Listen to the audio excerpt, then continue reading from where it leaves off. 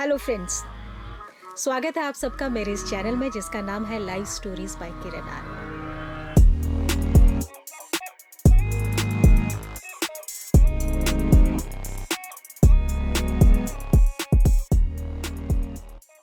एक बार फिर स्वागत है आपका life stories by Kiran Arya. हम बातें कर रहे थे उमेश दत्त जी से। आइए वही सिलसिला आगे बढ़ाते हैं। उमेश जी, स्वागत है आपका हमारे इस चैनल में। थैंक यू सो मच जो आपने हमारे लिए समय निकाला। नमस्कार किरण जी और आपके दर्शकों का भी बहुत बहुत आभार। आप जब किसी भी इंसान का बर्थ चार्ट देखते हैं तो क्या बर्थ चार्ट देख के, उसकी कुंडली देख करके क्या ये पता लगाया जा सकता है कि वो पिछले जन्म में क्या था? जी जी, बिल्कुल बिल्कुल। कुंडली में जो 12वां घर होता है, 12वें घर से हम ये देख सकते हैं कि उसका पिछला जन्म कैसा था। इसके अलावा उसका पूरा चार्ट भी ये बताता है कि पिछला जन्म कैसा था। पिछले जन्म के बारे में काफी कुछ पता चल सकता है। जैसे अगर 12वें घर में पुरुष राशि होती है तो पिछले जन्म में पुरुष था, और अगर स्त्री राशि है तो इसका मतलब स्त्री था। ये भी हो जाता है क्योंकि जो ये जेंडर है वो चेंज हो जाता है हर जन्म में, ये सेम नहीं रहता है। जी आपने कहा मेल या फीमेल ये पता चल जाता है, तो मैं जानना चाहती हूँ क्या एक इंसान हर जन्म में इंसान का ही जन्म लेता है? ये क्या पुनर्जन्म बाकी जो जीव होते हैं उनका भी होता है? जी जी, हर एक का मतलब जो परमात्मा का अंश है, आत्मा आत्मा जब जन्म लेती है तो लोअर फॉर्म में पहले पैदा पैदा होती है। लोअर फॉर्म मतलब जैसे पत्थर से शुरू हुई, पत्थर से पौधा, फिर उसके बाद छोटे जानवर, फिर बड़े जानवर, होते होते पता नहीं कितने जन्मों के बाद में हम मनुष्य बनते हैं। और मनुष्य बनने के बाद भी कितनी बार मनुष्य बनते हैं। और मनुष्य में भी और उच्चतर लोक हैं, जैसे ऊपर सूक्ष्म लोक है। ये जो पृथ्वी है ना हमारा, जैसे पृथ्वी ग्रह, इसके ऊपर इससे 4 गुना बड़ा एक सूक्ष्म लोक है। उस सूक्ष्म लोक में भी स्टेजेस हैं, जैसे पृथ्वी लोक में भी सभी एक जैसे थोड़ी है। अमेरिका अलग है, इंडिया अलग है, और अफ्रीका अलग है, तो वहां पे ज्यादा गरीबी है किसी जगह, किसी जगह। तो ऐसे सूक्ष्म लोक में भी डिविजन्स हैं, अच्छे बुरे अच्छे बुरे अच्छे, ऐसे और अच्छे और अच्छे और अच्छे। तो हमारा जैसे हम मरते हैं इस पृथ्वी लोक पे, तो तुरंत हमारा किसी दूसरे एस्ट्रल लेवल पे जन्म हो जाता है, मरते ही, मरने के तुरंत बाद। और फिर हम वहां पे कुछ योनि भोगते हैं। कई बार दोबारा पृथ्वी पे आ जाते हैं और कई बार उससे ऊपर लोक में चले जाते हैं, फिर ऊपर लोक में चले जाते हैं, फिर और ऊपर लोक में, फिर वापस पृथ्वी पे आते रहते हैं। तो ये साइकिल है जो चलता रहता है। मतलब जब किसी इंसान की मृत्यु होती है तो क्या इमीडिएटली उसका सूक्ष्म लोक में जन्म हो उससे जाता है? पहले ही तैयारी शुरू हो जाती है एक्चुअली। जैसे मान लीजिए कि किसी का मकान बन रहा है आज, तो आज तो ही नहीं छोड़ के जाएगा ना, वो पहले मकान बनाएगा अपना। वो मकान बन रहा होगा उसका, उसका मकान बन रहा होगा, धीरे धीरे वो 3 4 महीने 6 महीने में जब बन जाएगा, तो आज जो मेरा मकान है वो छूट के वहां चला जाएगा। वो तो ऐसे ही एस्ट्रल जो लोक होता है, जैसे मान लीजिए मेरा घर है यहाँ पर, तो एस्ट्रल लोक में भी एक घर मुझे मिलेगा, वहां पर मेरे माँ बाप होंगे। तो जैसे यहाँ पे 9 महीने लग जाते हैं ना बच्चा पैदा होने में, सेम वहां पे प्रोसेस होता है।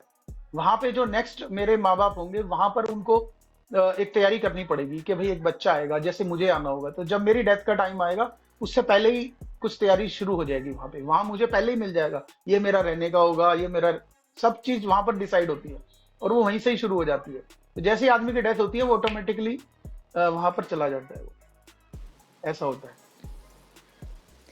क्या फर्क है पृथ्वी लोक के जीवन में और सूक्ष्म लोक के जीवन में? जी जी, यहाँ पे जैसे अगर पृथ्वी लोक पे देखेंगे तो हम हर चीज को बॉडी से आइडेंटिफाई करते हैं।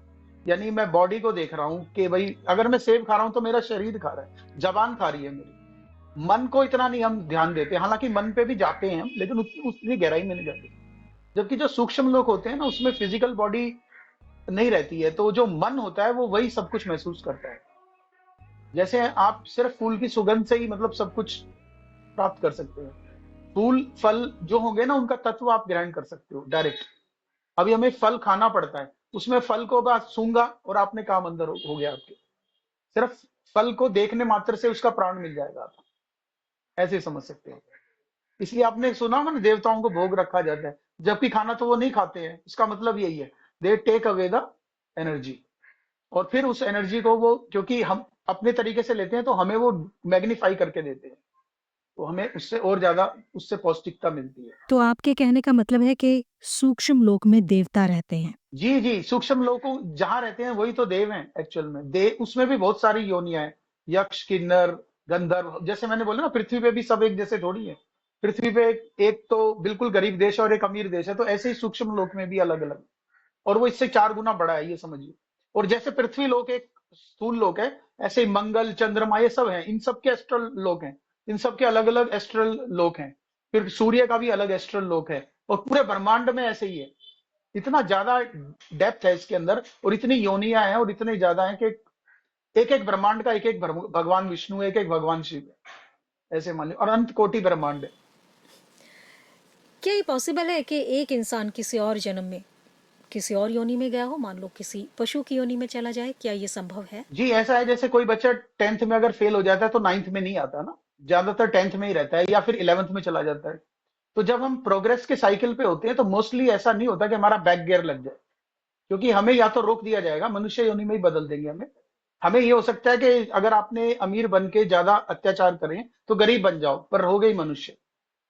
हम जब आपने सुना है, ऐसी कहानियां सुनी है ना कि भाई सांप बन गया वो, तो ज्यादातर ऐसा होता है सूक्ष्म लोक में, यानी हम सूक्ष्म लोक में जाके सांप बन सकते हैं।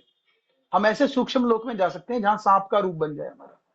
ठीक है, ऐसे हम पशु लोक में जा सकते हैं, एस्ट्रल बॉडी में, एस्ट्रल बॉडी में जा सकते हैं, लेकिन जब मनुष्य लोक में आएंगे तो ज्यादातर बैक गियर नहीं लगता है। ठीक है ना। हालांकि रेयर केस में देखो, मैंने बोला ना, परमात्मा की इच्छा है, वो कुछ भी कर सकता है, और वो नित्य नवीन है और अपने आप को रिफाइन करता रहता है। तो एक्सेप्शनल केस में कुछ भी हो सकता है। कोई आदमी दोबारा, ऐसा भी देखा गया, कुत्ते की योनि में पैदा हो जाता है, बहुत कम, लेकिन होता है। लेकिन ऐसा होता है रेयरेस्ट ऑफ रेयर, जैसे किसी को स्कूल में 10th से 9th में बहुत ही कम भेजा जाता है, सिंपल है ना। कभी कभी लेकिन भेज सकता है ना प्रिंसिपल, वो सोचता है कि ये तो चीटिंग करके पास हुआ है, तो इसको दोबारा 9th में भेज दिया। तो बहुत ही कम होता है, लेकिन होता है, बहुत कम होता है। युक्तेश्वर गिरी जी का जब आपने जिक्र किया तो मुझे याद आया कि ऑटोबायोग्राफी ऑफ अ योगी में एक चैप्टर है जिसमें वो आके, जिसमें इस बात का जिक्र है कि मरने के बाद वो अपने शिष्य योगानंद जी से मिलने आए थे और उन्होंने बताया था कि वो अब कहाँ हैं और क्या उनकी ड्यूटीज़ हैं और क्या वो कार्य कर रहे हैं। जी जी, बहुत सारे लोग हैं, उनमें से एक हिरण्य लोक है। वहां पर जाने की जो मिनिमम पात्रता है, वो यहाँ पर जो योग की सबसे उच्च अवस्था है, यानी कोई व्यक्ति अगर निर्विकल्प समाधि में आ चुका है तो वो उसका पृथ्वी पे दोबारा आने का खत्म हो जाता है, वो दोबारा आए ना आए उसकी मर्जी है। तो लेकिन वहां पर उसका जन्म होता है, तो वहां पे वो मिनिमम पात्रता है। यानी अगर कोई व्यक्ति निर्विकल्प समाधि में पहुंच जाता है तो वहां पर वो, उसकी मिनिमम पात्रता है कि वो हिरण्य लोक में पैदा हो सकता है, यानी वो बहुत ही उच्च लोक है। दोस्तों, उमेश जी से बातों का सिलसिला जारी रहेगा अगले एपिसोड में। खुश रहिए जी, हमेशा। नमस्कार। Thank you so much.